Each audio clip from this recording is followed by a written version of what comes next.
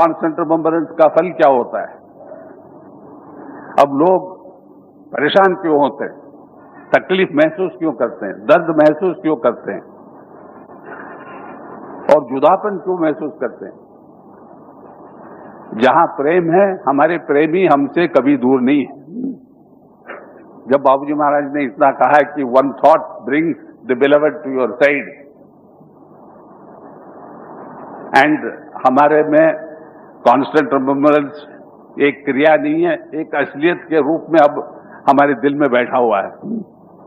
तो कहां से ये जुदापन कि मालिक वहां है, मैं यहां हूं। मालिक से प्रेयर करो। अरे किस मालिक से प्रेयर करोगे जो आपके अंदर ही है? तो प्रेयर नहीं करने का है। हम तो कहेंगे अगर जो किसी में भी ये ख्याल है कि मैं समर्पण कर चुका हूं, आत्मसमर्पण मेरा हो गया, तो अपना प्रोग्रेस भी हम सरेंडर करना पड़ता है हमें। यह ऐसा है कि मियां बीवी में एक कंपटीशन हो जाए कि आप बहुत आगे बढ़ गए, अब देखिए हम पीछे चलते हैं, I will beat you in this game. मियां बीवी का फर्ज है दोनों साथ रहे, जो वो है तो वो भी है। सुख दुख दोनों का एक घड़ी में भोगना पड़ता है। हमने कई बार ये सोचा है कि भोग क्या होता है। लोग कहते हैं भोग मीन्स एंजॉयमेंट। गलत बात है। भोग ऑल्सो मीन्स पेन, क्योंकि हम हमारे संस्कार जैसे हैं वैसे उनके भोग होता है। भोग में रिजल्ट इन पेन, भोग में रिजल्ट इन प्लेजर। किसी के संस्कार ऐसे हैं कि उसके भोग महल में होना है तो राजा के रूप में आता है। किसी के संस्कार ऐसे हो कि उसको झोपड़ी में भोगना है, वो झोपड़ी में पैदा होता है। दोनों भोग हैं, लेकिन हम इस गलतफहमी में फंस गए कि भोग मीन्स एंजॉयमेंट, प्लेजर, जॉय, और हम सफरिंग के लिए तैयार नहीं है। इसीलिए हम बार बार मालिक से नाराज हो जाते हैं, गुस्सा करते हैं, पूछते हैं कि साहब आपसे कुछ नहीं हो पाए, कैसे? हमने आपको अरे आपने सर्वस्व माना, लेकिन वो बेचारे तो कभी नहीं कहा कि मैं सर्वस्व। बाबूजी महाराज ने कभी किसी के सामने नहीं कहा कि आई एम द अल्टीमेट। किसी ने कहा साहब I saw you as the ultimate today, करके हंसते थे, बस मुस्कुराते थे। एक बार इलाहाबाद में थे हम, जज साहब के घर में, कस्तूरी थी, मैं भी था, डॉक्टर वरदाचारी साहब आए थे, और कस्तूरी और वरदाचारी साहब के बीच में तर्क। बहन जी कहती थी he is almighty, ultimate. Varadachari साहब कहते थे कि जो मनुष्य के रूप में आया है अल्टीमेट का अंश अवश्य है, लेकिन वो खुद अल्टीमेट नहीं हो सकता है। दोनों जिद करते थे, मैं देखता रहा। तो फिर डॉक्टर साहब ने कहा, वरदाचारी साहब ने कहा चलो बाबूजी से ही पूछते हैं। बहन जी ने कहा इसकी क्या आवश्यकता है, उन्हीं से पूछने से क्या वो जवाब देंगे? हाँ हाँ मैं अल्टीमेट हूं, कोई कह सकता है। लेकिन डॉक्टर साहब ने छोड़ा नहीं, वो कस्तूरी का हाथ पकड़ के खींच के गए बाबूजी के कमरे में। Master are you not the ultimate? अरे बड़े घमंड से, यानी जैसे कोई जज मरीज या जो गुनाहगार है उससे पूछता है अदालत में, तुमने किया कि नहीं? तो बाबूजी महाराज हुक्का पी रहे थे, ऐसा देखा और फिर यूं मुंह मोड़ लिया। फिर डॉक्टर साहब कहते आई वांट आंसर। बाबूजी ने कहा you are the intelligent man, you are the philosopher, you decide for yourself. तो बाबूजी से पूछना ये एक व्यर्थ काम है कि आप क्या हैं, आप कैसे हैं, आप कौन हैं, वो कुछ भी नहीं। लेकिन हमारे लिए वो सब कुछ है। और ये सब कुछ का मतलब क्या है कि ये वो व्यक्ति हैं मालिक, जिसके चरणों में हमने केवल अपने को नहीं समर्पण किया है, लेकिन तरक्की, ये कैसा हो सकता है हमने सरेंडर कर दिया और फिर हम अपनी तरक्की के बारे में सोचते रहे? क्या मैं और मेरी तरक्की दो चीज है? कुत्ता पड़ा रहता है घर में, जब मालिक खिला दिया हो तो खा चुका, कभी कभी भोग डाला तो मालिक ख्याल करते कि अच्छा डॉली को अपने खिलाया नहीं, तो जाके खिला देते हैं एक बार। तो ये कहां से ये शंकाएं पैदा होती कि साहब हमारी प्रोग्रेस हुई कि नहीं? अब 12 साल से हम ध्यान कर रहे हैं, अब ये गिनना कैसा कि 1 दिन हो गए, 3 दिन हो गए, 3 साल हो गए, 30 साल हो गए? किस लिए गिनना है?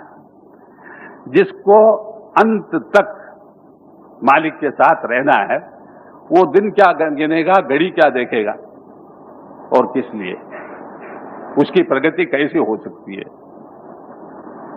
क्या एक महल में आप चक्रवर्ती के मेहमान बन के जाएं और मेहमान के रूप में आपको महल में छोड़ के और कहीं चले जाए, आपको कुछ मिलेगा उस महल में? नहीं मिलेगा। और अगर वो नरक में उतरे किसी को उद्धार करने के लिए और आप उनके साथ गए, वो नरक आपके लिए नरक तो नहीं हो सकता है। तो हमारे लिए नरक कहाँ है, स्वर्ग कहाँ है? हमारे लिए केवल मालिक है, जहां वो जहां हम। इस ख्याल पर जब तक हम नहीं आते कि प्रोग्रेस है ही नहीं, प्रोग्रेस एक लफ्ज है जिससे हम धोखा खाते हैं, वो धोखा नहीं देते, हम धोखा खाते हैं। प्रोग्रेस इसमें जैसा है कि थर्मामीटर में जो ही बुखार है तो वो मर्क्यूरी बढ़ती जाती है, 89, 90, 91, 94, माँ बदौलत चलो डॉक्टर के पास। तो ये कैसे संस्था है, कैसे अभ्यासी हैं जो इतने असमंज आज भी हैं कि हम कहते हैं कि हम मालिक से प्यार करते हैं, अटूट प्रेम है, निरंतर स्मरण है, और फिर कहते हैं मेरा बच्चा मर गया, मेरी दादी मर गई, मेरी रानी अब टर्मिनल कैंसर पर लेटी है, आप कुछ करिए। जब हम सरेंडर कर चुके हैं, मेरी नानी भी बाबूजी की हो चुकी है, और सब कुछ जो मैंने समझा वो सब उनके हो चुके हैं, और उसमें फायदा क्या है? हम अपने घमंड में, ईगोटिज्म में हम समझते हैं कि हम अपने लोगों को हम देखभाल कर सकते हैं, सुरक्षित रख सकते हैं, उनका इलाज करवा सकते हैं। सब बेवकूफी है। हम में क्या शक्ति है कि हम कुछ करें उनके लिए? आदमी आदमी को क्या देगा, एक और गजल है जगजीत चंद का, सुनिए उसमें। तो ये हमारी दुर्बलता को हम महसूस करते हुए, हमारे निकम्मापन को हम समझते हुए, हमारी नाकाबिलियत को हम समझते हुए हम कहते हैं मालिक ये सब आपके हैं, आप संभालिए। अब बाबूजी सब उचित समझेंगे कि भाई इसने काफी भोग चुका है संस्कारों का, अब इसको हम छुट्टी दे देते हैं। आप खुश होना चाहिए कि बाबूजी ने हमारे, जिसको हम प्यार करते थे, जिसको चाहो बीवी कहो, नानी कहो, भाई कहो, बहन कहो, जो कुछ भी हो, हम उनके आभारी होना चाहिए कि बाबूजी ने अपनी मर्जी, अपनी कृपा, अपने प्रेम से, जिससे मेरा प्यार था, उसको आज अपने संस्कार के भोग से उन्होंने उसको छुटकारा दे दी है। लेकिन हम रोते हैं बैठ के, और फिर ये पूछते कि ये कैसा हो सकता है जब गुरु पर हमने इतना विश्वास रखा है। तो आप क्या चाहते हैं कि टर्मिनल कैंसर पेशेंट सदा के लिए रहे? आप तो खुश होंगे, लेकिन उस बेचारे से भी पूछिए जो टर्मिनल कैंसर का पेशेंट है, क्या तुम रहना चाहते हो, जाना चाहते हो? वो तो कहेगा भाई हमें छुटकारा चाहिए, मैं थक गया हूं, अभी हमसे नहीं हो सकता है। तो हम अपनी छोटे दिल से हम देखेंगे, किसी का जन्म होता है, किसी का मरण होता है, लेकिन हमारे गुरु की निगाह में जनन है न मरण है। आत्माएं उनके सामने से गुजरते जाती है, कुछ इस ओर कुछ उस ओर, और उनका काम क्या है कि जो इस ओर जाने वाले हैं उनको किसी तरह इस ओर भेजें। जैसे पार्सल ऑफिस में वो लेबल देख देख के गाड़ी में चढ़ाता है, ये उदयपुर, ये जोधपुर, वो जयपुर, लेबल लगी हुई है, तड़ांग तड़ांग तड़ांग। ये मालिक का काम है। तो जो कहता है कि मैं सरेंडर कर चुका हूं बाबूजी महाराज को, ये बिल्कुल ख्याल भूल जाएं कि हम उनके प्रोटेक्शन के लिए हमने सरेंडर हुआ है, या हमने किसी के दीर्घायु के लिए हमने सरेंडर हुआ है, या हमने किसी के बिजनेस में तरक्की के लिए हमने उनके सरेंडर हुआ है। ये बाजारी चीज नहीं है, ये सौदा नहीं हो सकता कि मालिक हम आपसे प्यार करेंगे, हमारे बच्चों का आप देखभाल करिए, सुरक्षित रखिए, कम से कम एक IAS ऑफिसर तो बना दीजिए। और हाँ, हमने सुना है चीफ सेक्रेटरी की पोस्ट राजस्थान में खाली पड़ा है, आपकी कृपा तो है ही।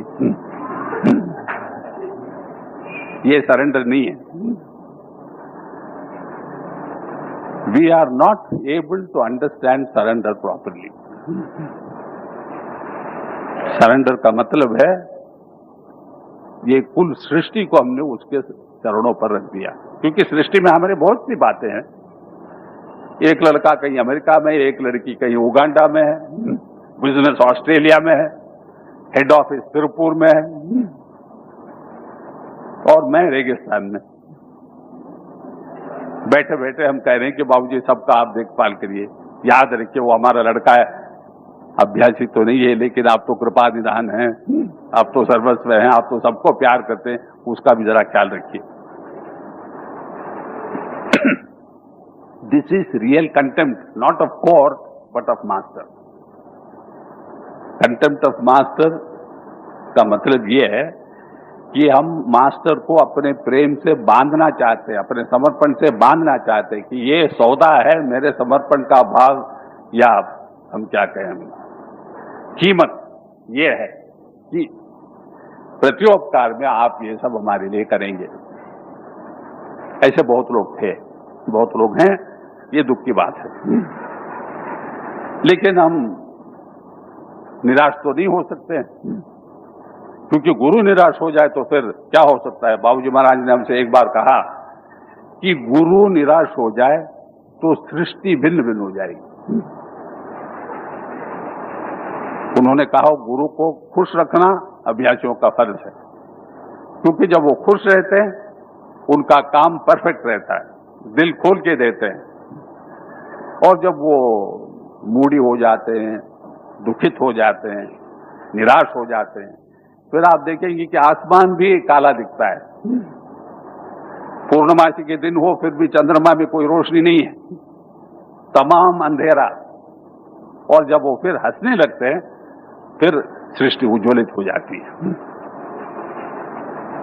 तो बाबूजी को खुश रखना, मालिक को खुश रखना का मतलब ये नहीं कि आप उसको रसगुल्ला खिलाइए और समोसा खिलाइए, लेकिन अपने साधना में हम अटल रहे,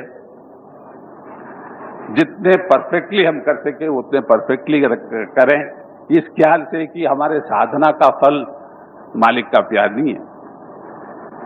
साधना का फल है ही नहीं कुछ। अगर जैसे मीनू ने कहा उसी को मिलता है जिसको ईश्वर चाहता है।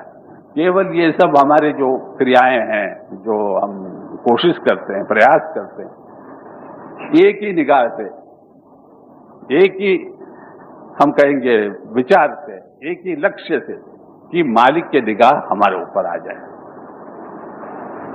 तो समर्पण ये भावना है कि मेरा तो अब कुछ नहीं, मैं स्वयं अपना नहीं तो हमारा क्या हो सकता है।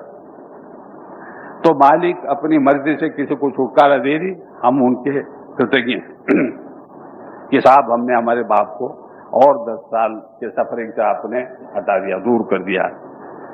ये आपकी कृपा है, ये लाला जी साहब का बरकत है। नहीं साहब 10 साल और जीते। अरे कितने साल की उम्र? 93। और भी आप चाहते हैं कि वो जिंदा रहे? तो अगर ऐसा होता कि हर बात हमारी बाबूजी मान लें तो इस दुनिया में तो मरण हो ही नहीं सकती, कोई नहीं मर सकता उसके बाद, क्योंकि हर एक प्रेयर कर रहे हैं। लेकिन ये इस सृष्टि के रीति के विरुद्ध है।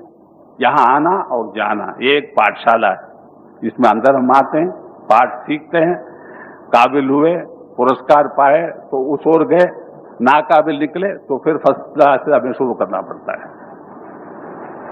तो ये स्कूल है, वो हमारे school master, head master, principal सब कुछ वही है। लेकिन वहां अपने परफॉर्मेंस से हम तोला जाते हैं, यहाँ हमारी इंटेंशन से हम तोला जाते हैं। क्योंकि कर्मभूमि में हर एक से गलती हो सकती है। बाबूजी महाराज ने उनके शायद अंतिम चिट्ठी में हमें लिखा है, I have committed mistakes and mistakes, many mistakes, but no mistakes. इसका अर्थ आज तक हमने नहीं समझ पाया कि खुद लिखते हैं, I have committed mistakes and mistakes, many mistakes, but no mistakes. तो इसका मतलब हमने बहुत साल बाद समझ पाया कि हमारे निगाह में उन्होंने गलतियां की हैं। हम बेवकूफ इंसान जो रहे, हम सोचते हैं कि मालिक ने गलती कर डाली इस विषय में, उसको प्रेसेप्टर नहीं बनाना था, इसको सेंट्रल रिलीजन में नहीं भेजना था, उसको अभ्यासी के रूप में नहीं लेनी थी। तो हमारी निगाह में उन्होंने बहुत से मिस्टेक्स की। बट बाबूजी कहते हैं, I have committed many mistakes and mistakes. Out of love for us उन्होंने ये नहीं याद किया कि इन यूर आईज, तुम्हारे निगाहों में, but no mistakes in myself. अब उनके विनम्रता देखिए, उनके समर्पण भावना देखिए कि केवल एक अभ्यासी को ऐसा लिखते हैं कि आई हैव कमिटेड मेनी मिस्टेक्स, और अपने अभ्यासी लोग तैयार नहीं होते कि हमने मिस्टेक किया है। नहीं साहब, हम तो देखिए बहुत सुंदर रूप में हमने किया है, 20 साल से हम करते हैं और कुछ भी नहीं हुआ, आप कुछ नहीं। बाबूजी कहते हैं ये हमारी गलती है, हम क्षमा चाहते हैं आपसे, लेकिन हम लाला जी से प्रेयर करेंगे। और क्या कह सकते थे। कुछ लोगों ने यहां तक बात की जैसे कि उनकी दाढ़ी पकड़ के हिलाने वाले हैं, लेकिन बाबूजी अपने वो कंडीशन से कभी अपने को दूर होने नहीं दिया। बहुत प्यार भरे शब्द से कहते थे, it is my fault, I shall try to rectify, मुझसे गलती हो गई। अब अभ्यासी समझ सकता है कि उसके बारे में उन्होंने गलती की। शायद बाबूजी महाराज ये कहते थे कि तुम्हें हमने अभ्यास में, सत्संग में शामिल करके मैंने गलती की। अब खुदा जाने इसका असली मतलब क्या है, लेकिन हमें सोचना चाहिए, क्योंकि गुरु जब कुछ कहता है, बोलता है, लिखता है, वो तो बड़े चालाक आदमी है।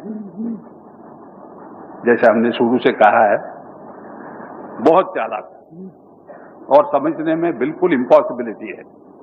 तो इसका मतलब ये भी है कि गुरु का काम, गुरु को समझने की कोशिश न करें आप, क्योंकि समझदारी जब हम कोशिश करते हैं हासिल करने, दिमाग से हम काम लेते हैं, लेकिन असली अंडरस्टैंडिंग जो है, अंग्रेजी में अंडरस्टैंडिंग कहते हैं उसको, समझदारी को, वो अंडरस्टैंडिंग जब प्रेम पैदा हो जाए तब हम समझ सकते हैं कि अब ये गुरु ने ऐसा क्यों किया।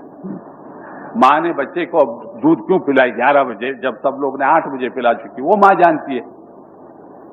नहीं, ये कैसी माँ है, सत्संग में बैठ के दूध पिला रही है। अरे उस माँ को उस बच्चे का बारे में सब कुछ मालूम है, और इसके लिए तो कैलेंडर हम नहीं बना सकते, टाइम टेबल हम नहीं बना सकते। सिमिलरली गुरु क्या करने वाला है, कब करने वाला है, किसी को मालूम नहीं, ना उनको मालूम है स्वयं। बाबूजी ने हमसे कहा कई बार कि भाई आज हमने बस इस विचार से बैठा कि हम ट्रांसमिट नहीं करेंगे, लेकिन आंखें बंद करते ही देखो तवज्जो शुरू हो गई। 1.5 घंटे बिठाया, किसी को उन्होंने रोकना चाहा तो 1 पॉइंट बढ़ गए। इसका मतलब नहीं कि गुरु नाकाबिल रहे, इसका मतलब है कि गुरु के द्वारा नेचर काम करती है। जब देने का टाइम है गुरु रोक नहीं सकता है, जब देने का टाइम नहीं है गुरु दे नहीं सकता है। वो तो रिप्रेजेंटेटिव ऑफ नेचर है, वो एक माध्यम बने जिसके द्वारा हमें जो कुछ मिल रहा है वो मिल रहा है, लेकिन even he can not give जब तक वहां से इजाजत न हो कि हाँ खोलो भंडार। तो we should make ourselves fit, we should understand the real meaning of love, no expectation, nothing in return. ये ऐसा नहीं कि विदेश में जैसा प्यार है, I love you, you love me, ऐसा नहीं है। We love, that's all. हमारा फर्ज है, हमारा क्या दिल कहता है कि तुम मुझसे प्यार करो, ये एक ही है जिसको हम प्यार कर सकते हैं, और कोई प्रेम के काबिल नहीं है इस दुनिया में। बहुत लोग हमसे पूछते हैं कि साहब हमारी शादी हो गई, अब हम किससे प्रेम करें।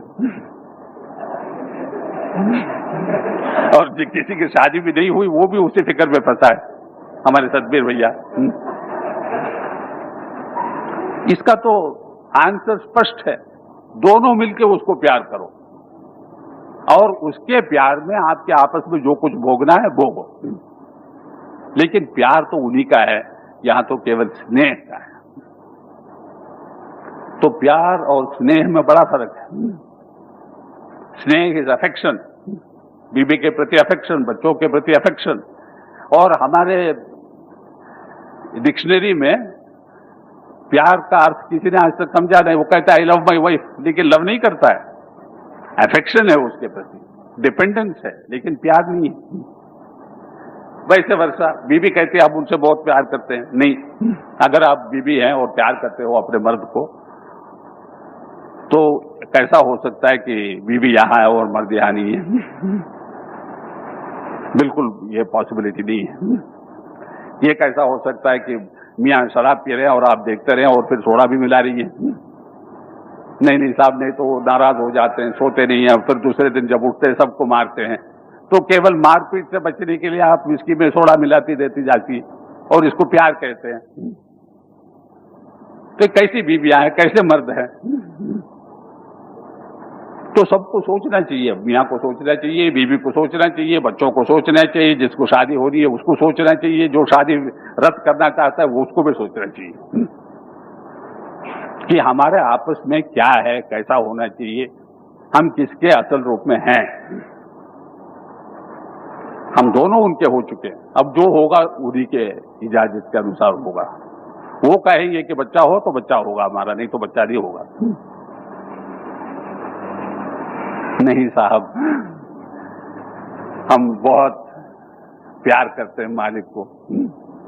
और देखिए कांस्टेंट रिमेम्बरेंस में तो हम रहते ही हैं, लेकिन ये ख्याल हमारे दिमाग में जो खोपड़ी में बैठ गया है, कांस्टेंट रिमेम्बरेंस और एक बच्चे का ख्याल खोपड़ी में सदा, तो दो चीजों का कैसा कांस्टेंट रिमेम्बरेंस हो सकता है?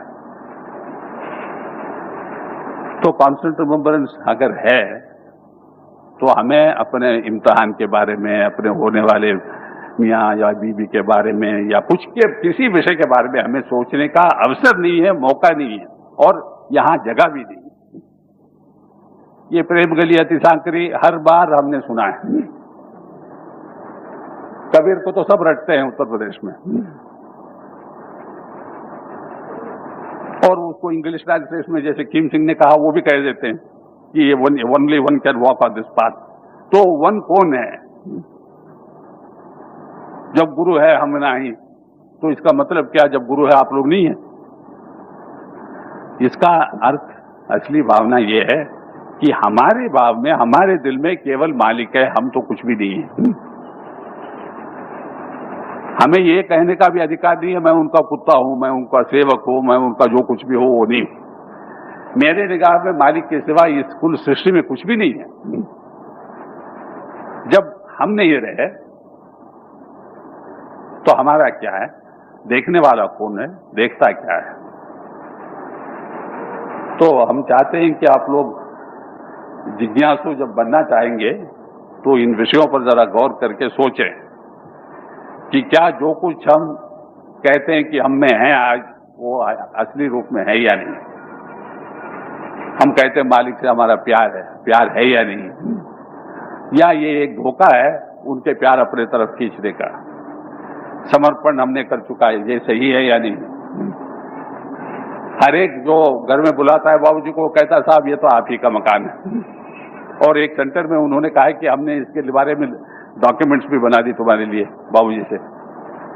तो बाबूजी आए, हमने कहा तारीफ मुबारक हो कि आप एक मालिक हो गए। आज एक फ्लैट के हमने सुना, बहुत कीमती फ्लैट। उन्होंने कानों कान हमसे कहा उसने धोखा दे दिया हमें। 3 दिन के लिए हमें वहां रहने दिया, लेकिन फ्लैट हमें नहीं दिया। अब ये कैसा बर्ताव, ये कैसे अभ्यासी। केवल मालिक इन बातों को सह सकते हैं। इसीलिए हमने एक बार कहीं विदेश में कहा है कि अगर कोई मालिक है, वो दर्द का मालिक है, पेन का मालिक है, सफरिंग का मालिक है। खुशी, ऐश, तंदुरुस्ती, सुख भोग, इसका कोई मास्टर हो नहीं सकता है। तो master of pain is the real master. और उसमें तो हम तो सब देते हैं उनको पेन। तो उनके लिए जो खुराक है रहने का, उसकी कोई कमी नहीं है। बट अपना फर्ज क्या है? When we love somebody, we should try to reduce the pain of the one we love. लेकिन we are trying to add to it with our demands, with our ignorant foolishness, with our artificial love. तो जरा हम चाहते हैं कि इस mission में कम से कम हम नेचुरल हो जाएं। नेचुरल का मतलब, भाई देखो, लोग कहते हैं कि हमारे मालिक सर्वस है, लेकिन हमने देखा नहीं। बट लेकिन मैं उस प्रयास में लगा हूं, साधना करता हूं, एक न एक दिन तो हम उनको देख ही लेंगे। ये भरोसा है। ये भरोसा जब नहीं है तो साधना विल बी इनकम्प्लीट। क्योंकि बैठते हुए हम सोचते हैं आज कैसा होगा सिटिंग, और इस सोच में हम सिटिंग जो कुछ है उसको गायब कर दिया हमने। Because we are not meditating, we are thinking of what I will receive in meditation. तो वेयर इज मेडिटेशन? ध्यान कौन कर रहा है? सफाई कौन कर रहा है? नहीं साहब, वक्त नहीं मिला। दफ्तर से हम 8 बजे आते हैं, बच्चे रोते रहते हैं, बीवी तो तंग करती है। सो यू सी, जब साधना हमारे परफेक्ट नहीं है, जब प्यार में हमें प्यार का अर्थ भी हमें मालूम नहीं, जब समर्पण के काबिल हम है ही नहीं, तो छोटी मुंह बड़ी बात ये तो नहीं होना चाहिए। सो सच्चाई फॉर आवर ओन सेक, हर एक अपने को तोल लो कि हमारे दिल में क्या है, कौन है। बाबूजी ने कहा इंसान का दिल तो एक कारावासराय जैसा है, जिसमें इस दुनिया की हर चीज भरा पड़ा है। मालिक का कहना है, वो तो झूठ नहीं हो सकता है, और हम जानते हैं सच है, क्योंकि हम देखते हैं अपने दिल में यही है। तो दिल की सफाई बहुत आवश्यक है। फिर जब टाइम आएगा कि वो खाली पड़ा हुआ है कमरा, तो उसको जो शुरू से जिसका है वो मकान, वो अपने आप आ जाएगा। फिर हमारे यात्रा शुरू होती है। तो मालिक ये आप लोग का आशीर्वाद दें कि ऐसा ही आप सबके साथ हो।